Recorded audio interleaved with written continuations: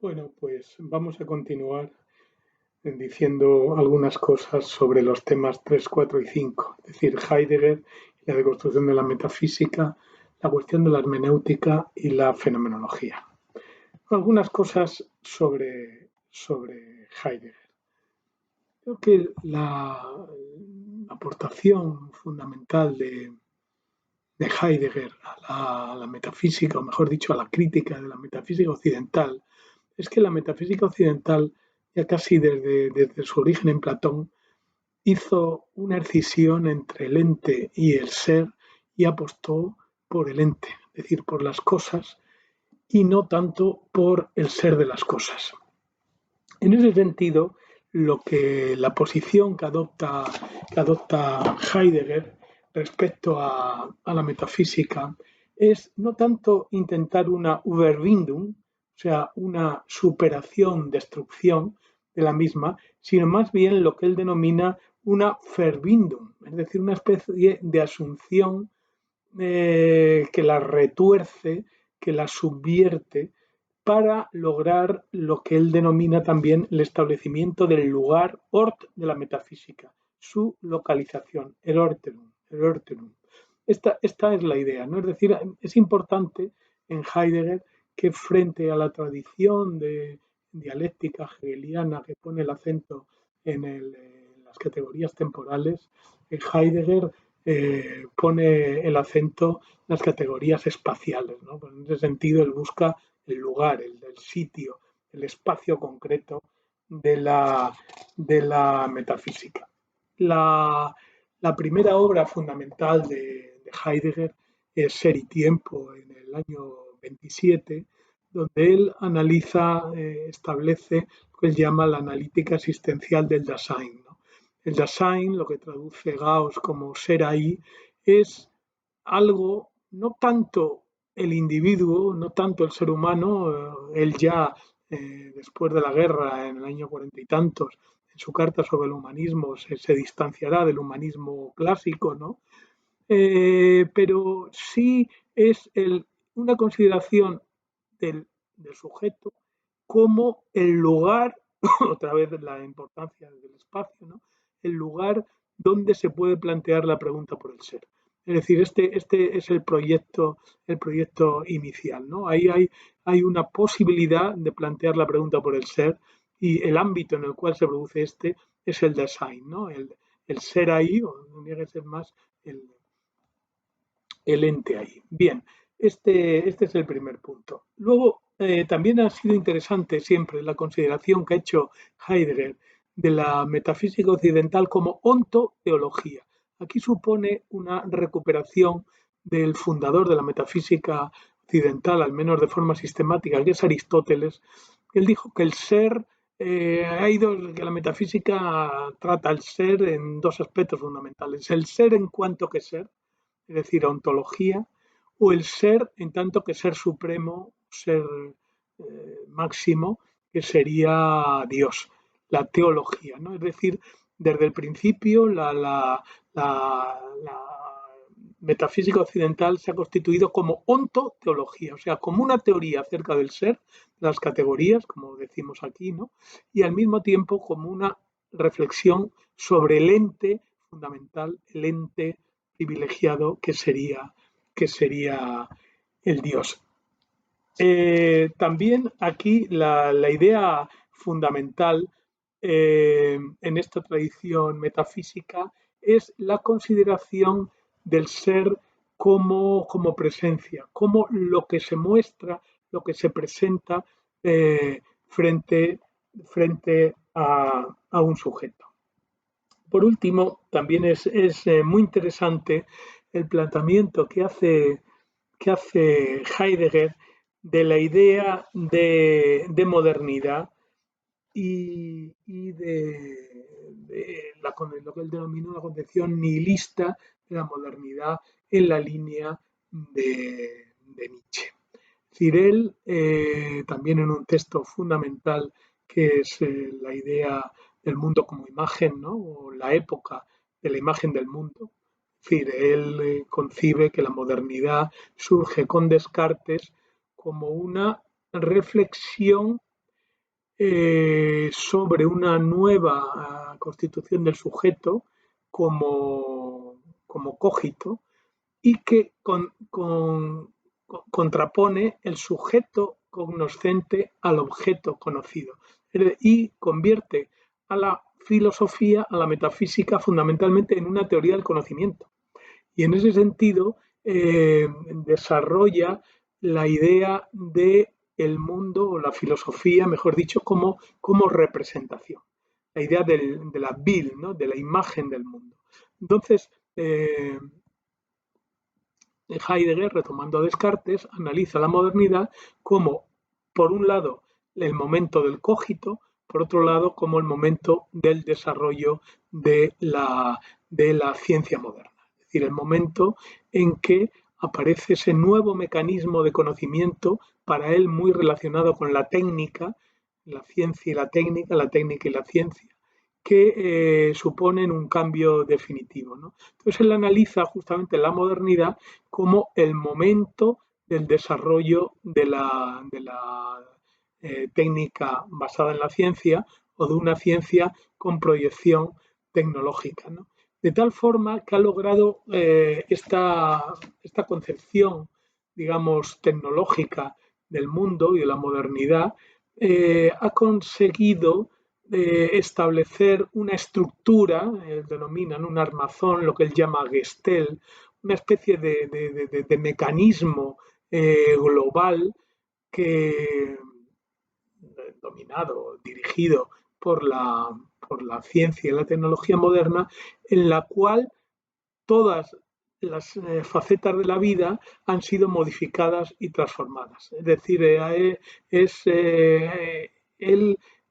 da importancia fundamental a la técnica no solamente como un aspecto parcial de la vida humana, sino como el configurador esencial de la actividad, incluso de la esencia humana en toda la modernidad, ¿no? Y eso supone también que la naturaleza ha sufrido un proceso de desdivinización que la ha convertido, como él denomina en otro texto muy bonito de los años 50, que se llama Serenidad, el Gestel, esta estructura tecnocientífica de la realidad propia de la modernidad, ha logrado reducir la naturaleza a un mero depósito, un mero almacén de subsistencias, donde las cosas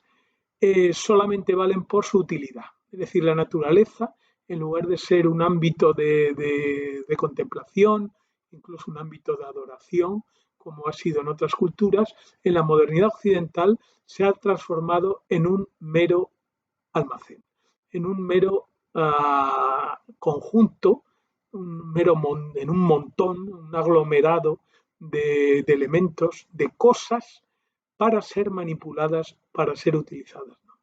Frente a todo esto, ¿qué es lo que propone Heidegger? Bueno, pues propone, en primer lugar, una especie de cambiar el acento y pasar de poner el acento en los entes a poner el acento en la condición de posibilidad trascendente del ente, de los entes, que sería el ser. Es decir, él dice que hay que intentar eliminar el olvido del ser, que es lo que ha constituido toda nuestra modernidad. Ese es un punto absolutamente esencial. En ese sentido, también deconstruir, subvertir, torcer, retorcer la metafísica occidental, la Verbindung, para lograr que ese olvido del ser pues se pueda solucionar en cierta manera.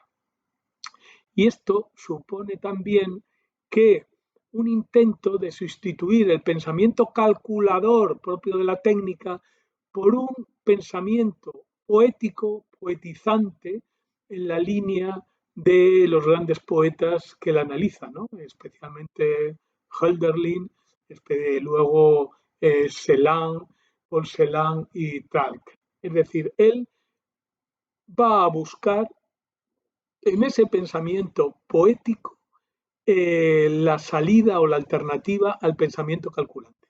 Y en esto conecta con los presocráticos. Él se sitúa en este sentido en la estela de Nietzsche, en el sentido de dar o ponerle importancia, dar mucha importancia a ese origen del pensamiento occidental que está en los presocráticos, en los preplatónicos. Entonces hay una especie de recuperación tanto de Heráclito como de Parménides, a los cuales dedica serios libros, sendos libros, a los que analiza.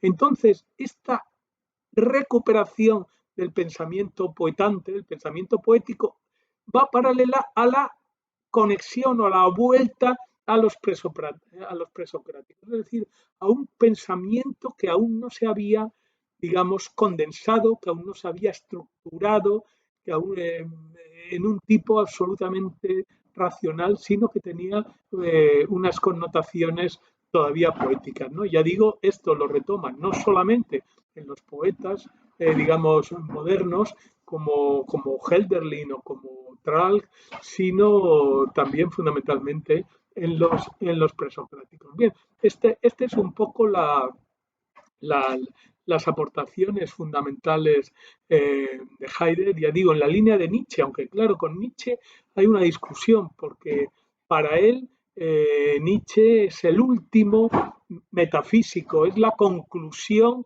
de la metafísica occidental.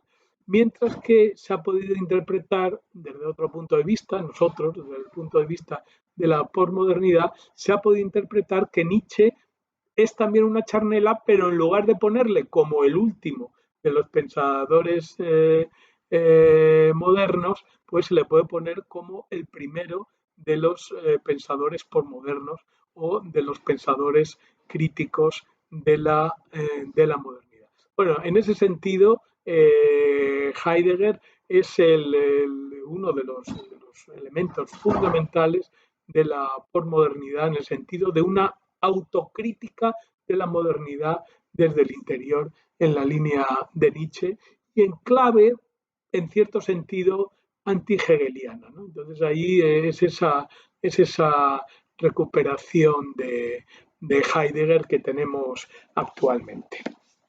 Bien, también puede ser el segundo punto que vamos a tratar en la cuestión de la hermenéutica.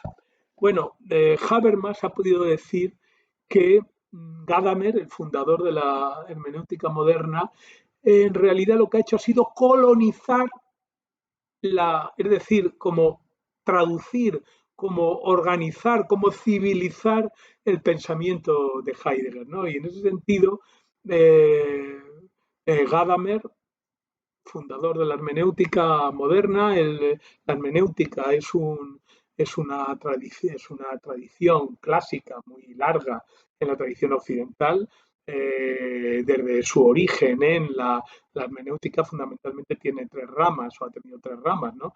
Un análisis de la literatura, una hermenéutica filológica, análisis e interpretación de la literatura. Luego, una hermenéutica teológica, una hermenéutica divina, en el sentido de tratamiento de la divinidad, intentos de interpretación racional del mensaje transmitido a través de la revelación. Y por último, también ya de forma muy técnica, o más técnica todavía, es la idea de la hermenéutica jurídica. La hermenéutica como elemento de análisis del, de la acción humana, especialmente en sus aspectos conflictivos con el otro, ¿no? Bueno, pues Gadamer retoma esa tradición que había sido desarrollada en el siglo XVIII por Schleiermacher, que había sido desarrollada e impulsada ya en el marco de la constitución de las ciencias morales o de las ciencias sociales o de las ciencias humanas por Dilthey y que él reconstruye.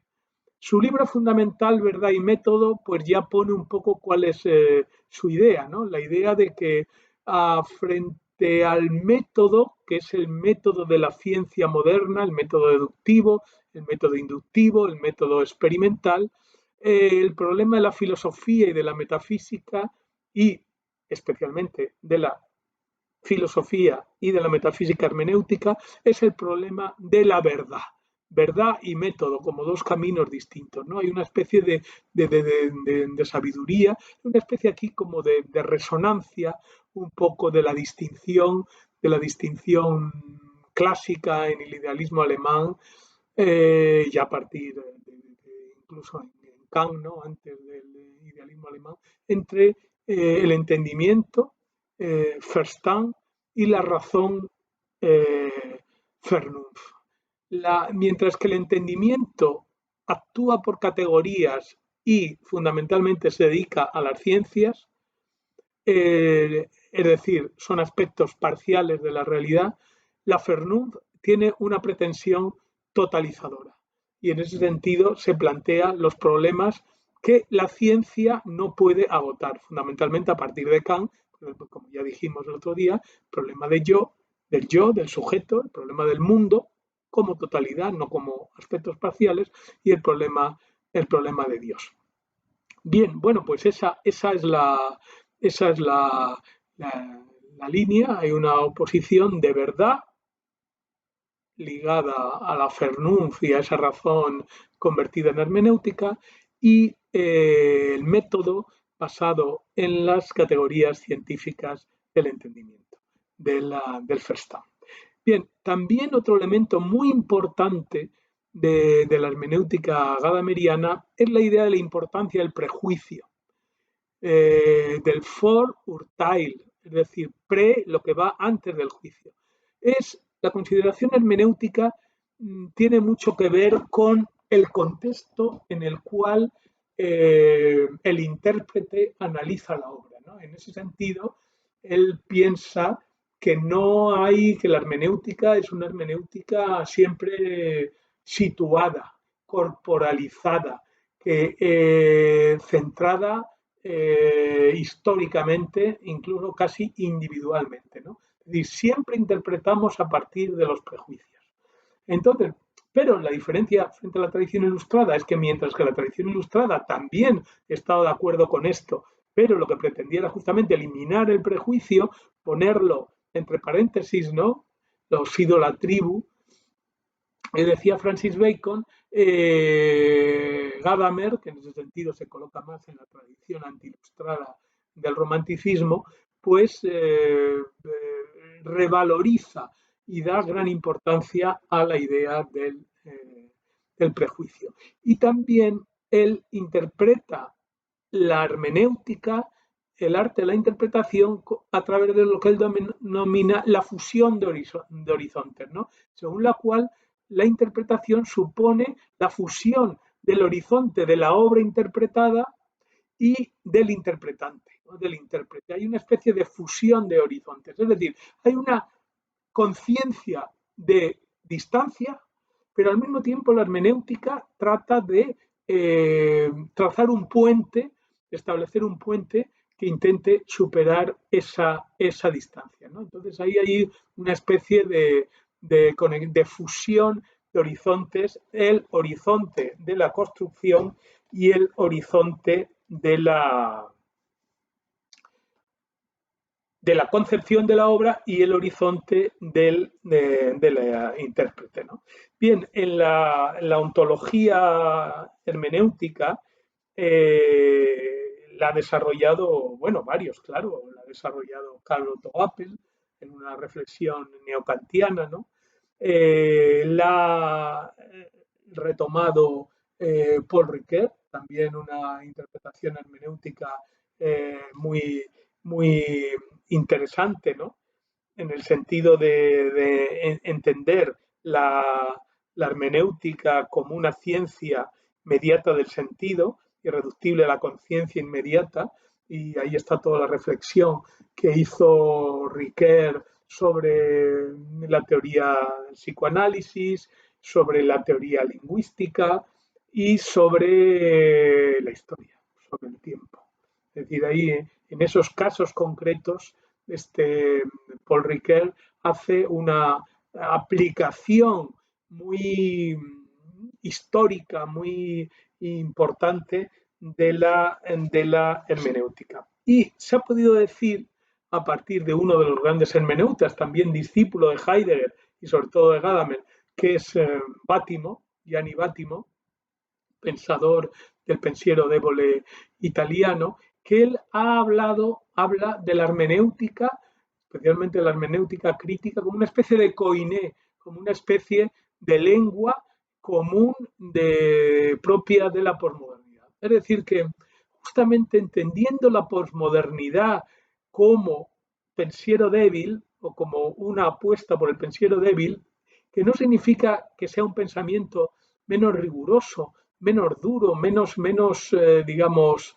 exigente, sino simplemente que es y por eso es posmoderno, ¿no? Es un pensamiento que ha hecho las cuentas con la tradición moderna y ha intentado romper con la idea de una razón absoluta, una razón completa, una razón racionalista, una razón que evacua los sentimientos, que evacua el mundo de la vida, que evacua los afectos, que evacua las pasiones.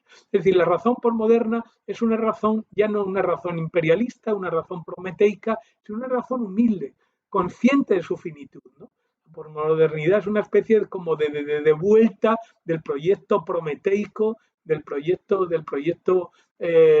digamos, transformador, sin límite de la ilustración y de la modernidad, ¿no? Y en ese sentido, esa apuesta por la minoración de la razón, por una razón con minúscula, por una razón falible, por una razón consciente de sus límites, es la recuperación de la posmodernidad en, en este momento posmoderno. Y es aquí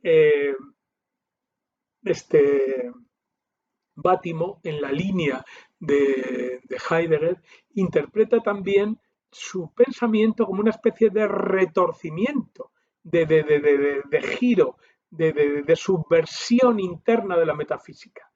Porque todos estos autores parten frente al positivismo de la idea de que la metafísica, aunque estemos en un mundo postmetafísico, no nos hemos logrado curar todavía de ella. Estamos, como él dice, convalecientes.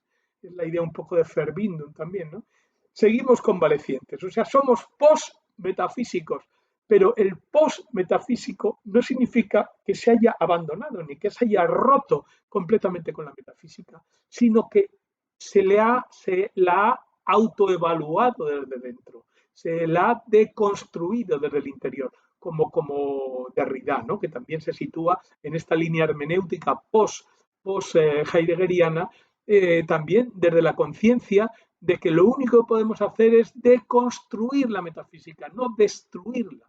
No es posible porque los intentos de salir de la metafísica se hacen con instrumentos metafísicos, con lo cual al final no se logra la auténtica ruptura con la metafísica. Seguimos enfermos de la metafísica y nuestro horizonte todavía, aunque es postmetafísico, sigue pegado a la enfermedad. Seguimos convalecientes de metafísica, ¿no? Seguimos en ese sentido enfermos, como diría Nietzsche, No somos todavía el superhombre, no somos ese Zaratustra que ya habría podido dejar al lado la metafísica y habría incluso el hombre y habría inaugurado algo más allá del hombre a través de una transvaluación de los valores. Nosotros somos, el propio Nietzsche dice, y nosotros seguimos en eso, somos los heraldos.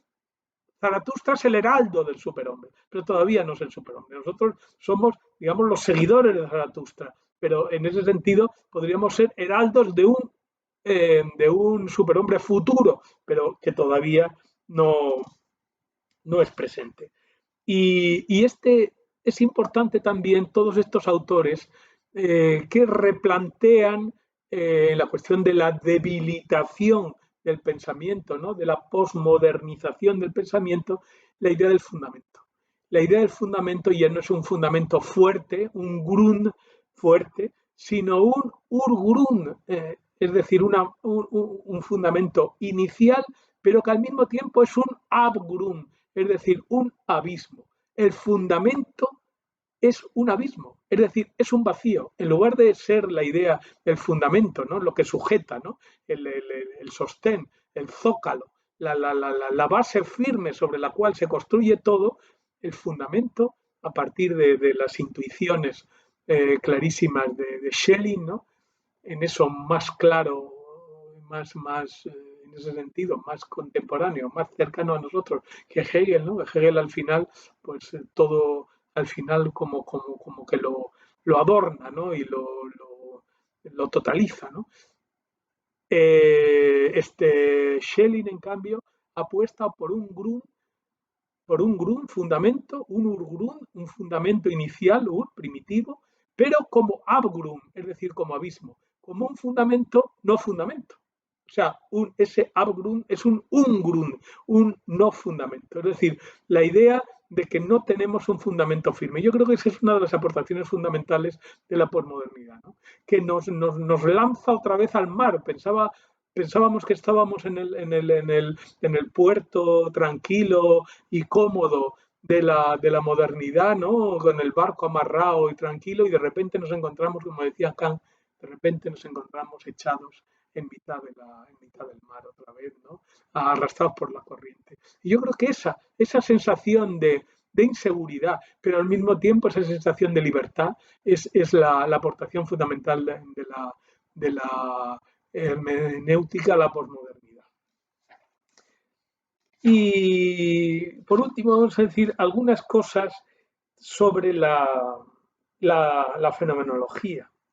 Bueno, la fenomenología, la gran obra fundamental de Husserl, ¿no? Y luego sus continuadores, yo creo que es un gran esfuerzo por, exactamente igual que Kant intentó hacer una metafísica al nivel o a la altura de la ciencia newtoniana, pues Husserl parte de la idea de la crisis de su obra magna del último Husserl, ¿no?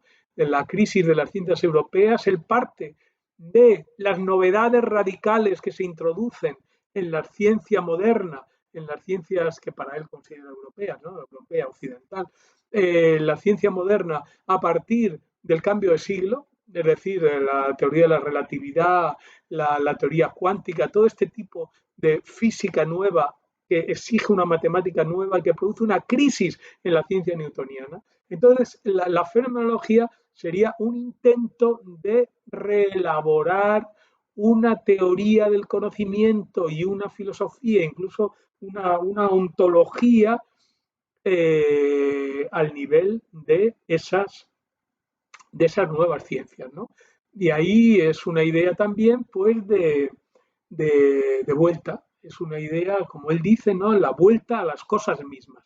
La puesta entre paréntesis de todo lo que hemos recibido. En ese sentido, Husserl se coloca y al final también tiene unas meditaciones cartesianas, ¿no? Él se coloca también en el elemento también iniciático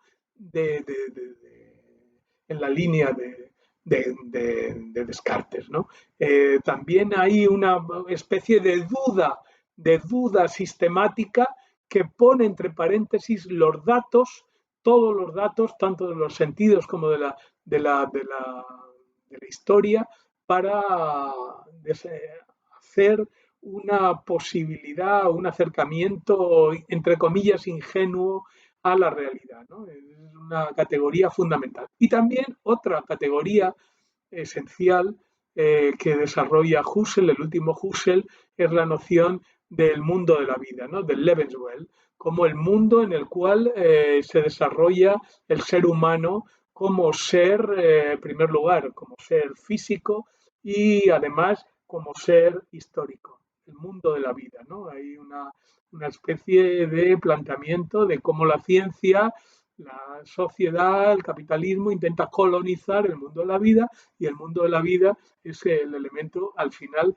que resiste, ¿no?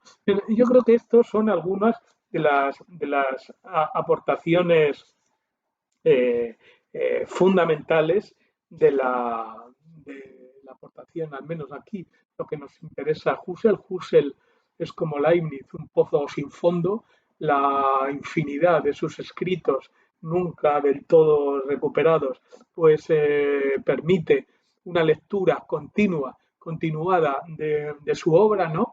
Y exige replantear continuamente lo que dijo, ¿no? Pero para lo que aquí nos interesa, yo creo que esos puntos son los esenciales, es decir, la idea del mundo de la vida, la conciencia de la crisis de la ciencia europea y una especie de revalorización de la filosofía como ciencia claro en el sentido alemán, Wissenschaft, es decir, como saber estricto, paralelo y que no tiene por qué subordinarse a las ciencias clásicas, ¿no? Luego, a partir de Husserl, eh, la fenomenología tiene innumerables desarrollos, ¿no?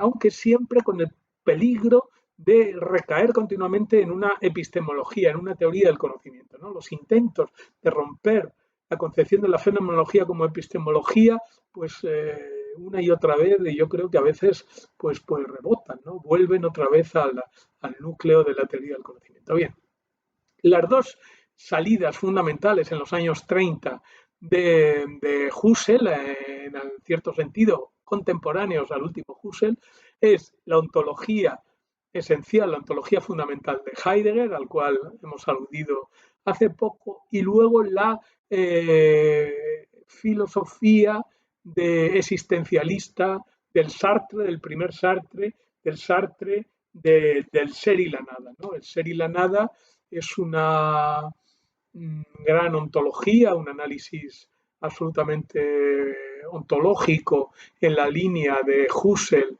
y sobre todo de Heidegger, estableciendo una dicotomía radical entre el ser y la nada y poniendo al hombre, al ser humano, en el lado de la nada, ¿no? Él dice una metáfora muy bonita, algo así como el ser humano, el sujeto, sería el hueco que deja la ola en su continuo chocar contra la roca dura del ser, ¿no? Viene esa metáfora. Claro, el problema de esa escisión tan radical que introduce Sartre entre el ser y la nada es que pierde las mediaciones y pierde también las dimensiones históricas. Por eso, luego ya el posterior, el Sartre posterior, la crítica de la razón dialéctica, intenta superar, intenta dialectizar, intenta historizar esa escisión tan radical entre el ser y la nada que había planteado en sus escritos primeros, ¿no? Pero a pesar de todo, él sigue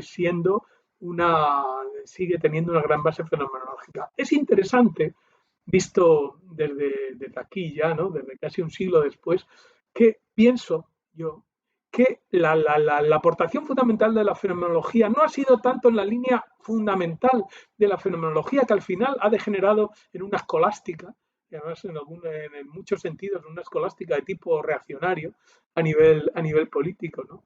En clave antimarxista se ha desarrollado, por ejemplo, la fenomenología, como se desarrolló también en algunos sentidos la filosofía de la ciencia en clave antimarxista y antirrevolucionaria, ¿no? Ese es otro punto, pero bueno, no es el más importante. Pero lo importante yo creo que no es tanto esa línea dominante, ya digo, incluso con un cierto tono reaccionario, conservador, que veo muy difícil o lo veo difícil que logre romper nunca con la teoría del conocimiento, con la epistemología, pero lo fundamental son estas salidas a través, digamos, de los fenomenólogos disidentes, ¿no? Los dos grandes, Heidegger, Sartre, pero también para nosotros Ortega. Ortega es un fenomenólogo inicialmente también. Él descubre la obra de Husserl, descubre la obra de Heidegger. Hay problemas a veces si algunas cosas de Heidegger son anteriores a Ortega o de Ortega son posteriores. Es decir, quién influyó a quién, ¿no? Y todo esto además en el último Husserl, siendo contemporáneo el último Husserl. Ortega también hace una recuperación muy propia, muy subgéneris, muy particular de la fenomenología. Pero él mantiene ahí un sustrato fenomenológico, ¿no? Yo creo que lo importante es justamente lo más importante son los que no han sido solo fenomenólogos, sino que han abandonado la fenomenología o han superado la fenomenología hacia otra cosa.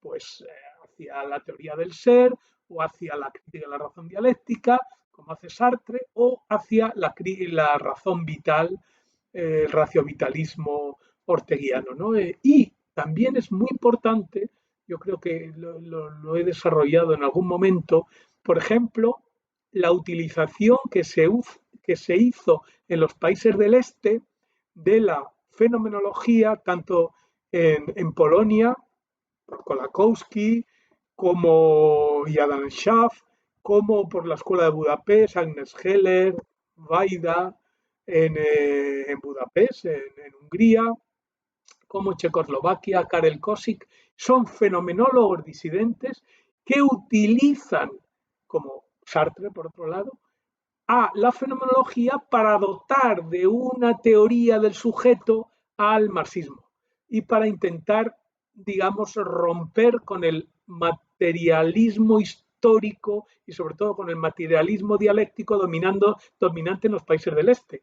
que era un marxismo anquilosado, un marxismo determinista, un marxismo teleológico, un marxismo además asubjetivo, que había eliminado el sujeto y lo había, claro, lo había luego intentado resolver esta carencia de sujeto a través de un voluntarismo político. ¿No? Bien, pues justamente estos autores también desarrollan una especie de marxismo fenomenológico o una fenomenología marxista, bueno, también otro muy importante, un filósofo de origen vietnamita, aposentado en París, traductado, que fue uno de los primeros que intentó relacionar marxismo y fenomenología. Bien, pues yo creo que esa línea fenomenológica, por ejemplo, debajo de los marxistas del este, ha sido muy importante. Y también en el estructuralismo y postestructuralismo, tanto en Deleuze como en Gilles Deleuze, como en Foucault, hay una base fenomenológica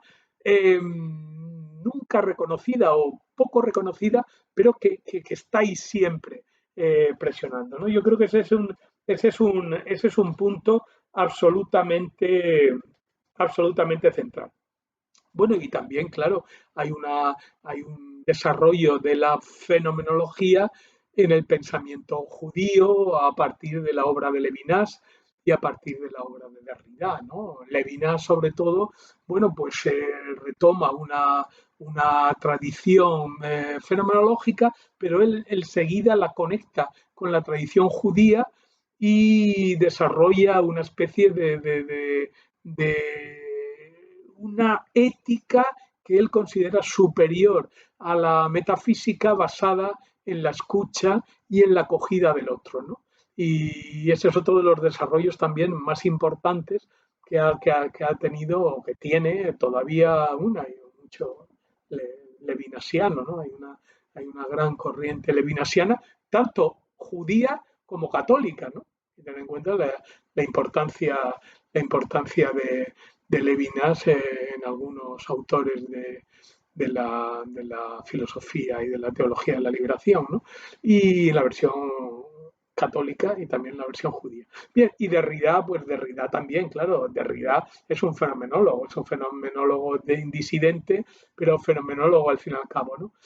Bueno, pues entonces lo vamos a dejar aquí, esta pequeña reflexión sobre el legado heideggeriano, el legado hermenéutico, el legado fenomenológico en la metafísica. Gracias.